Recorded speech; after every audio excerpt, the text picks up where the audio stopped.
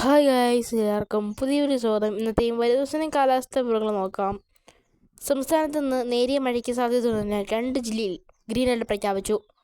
തിരുവനന്തപുരം, കൊല്ലം ജില്ലകളിലാണ് green alert ഉള്ളത്.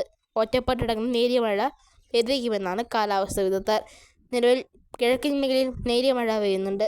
ഇടിമിന്നലും ചിലയിടങ്ങളിൽ റിപ്പോർട്ട് ചെയ്തു. അതേസമയം ബാക്കിയുള്ള ജില്ലകളിൽ വൈറ്റ് അലർട്ടാണ് ഉള്ളത്. ബാക്കിയുള്ള ജില്ലയിൽ വരണ്ട കാലാവസ്ഥ തുടരുമെന്നാണ് കാലാവസ്ഥ വിദഗ്ധർ. അതേസമയം ഇന്ന് ഏറ്റവും കൂടുതൽ താപനില ഉയർന്നത് കാസർഗോഡ് ജില്ലയിലാണ്. 36 ഡിഗ്രിയുടെ മുകളിൽ താപനില രേഖപ്പെടുത്തി.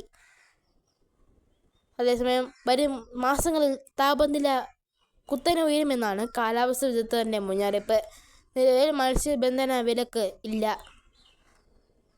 അതേസമയം തമിഴ്നാട് തീരം, ഗൾഫ് ഓഫ് മാന്നാർ തീരങ്ങളിൽ ജാഗ്രതാ നിർദ്ദേശം നൽകിയിട്ടുണ്ട്. നന്ദി.